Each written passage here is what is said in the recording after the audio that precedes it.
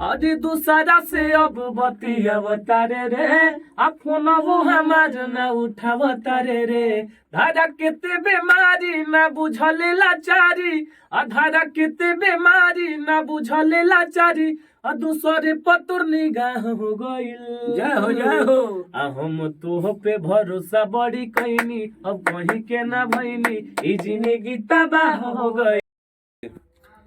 नमस्कार प्रणाम, हम बनी आप सबके भाई एक्टर कॉमेडियन भूटानी मैन। आज हमारे बक्सर जिला में विकास सुराव जी आए हैं। बहुत अच्छे सिंगर, चमरान स्टार, बहुत मिजाजी कलाकार हैं और इनसे एक गाना मेरा फेवरेट गाना है इनका, वो वाला तो गाना सुनाई था जी जी। और कौन है वो गाना? स्टार्टिंग मेरा दूसरा से बतिया होता है, बहुत बढ़िया लगे जी। नमस्कार, हम विकास राव और भूटानी मैन बहुत ही अच्छे एक्टर, बहुत ही बड़े बड़े फिल्मों में काम किए बड़े भैया, और इनसे मिलके बहुत अच्छा लगा। अनुभव इनसे सीखने को मिल रहा है हम लोग को। तो इनका 22 एक गाना इनका फेवरेट गाना है, सुनाते हैं आप सभी को।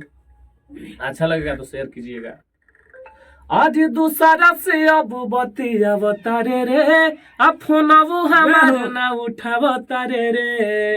आज दूसरा से अब बतियावतारे रे फोन वो हमार ना उठावतारे रे धारा केते बीमारी ना बुझले लाचारी धारा केते बीमारी ना बुझले लाचारी दूसरे पतुर निगाह हो गइल। जय हो हम तो पे भरोसा बड़ी कैनी अब कहीं के ना भइनी ई जिंदगी तबाह हो गइल। हम तो पे भरोसा बड़ी कैनी अब कहीं के ना भइनी ई जिंदगी तबाह हो गइल। बहुत बहुत धन्यवाद आपका बक्सर में, जी, बहुत स्वागत है। जय हो। इसी तरह हमने का आशीर्वाद दीजिए कि बहुत आगे बढ़े। जी।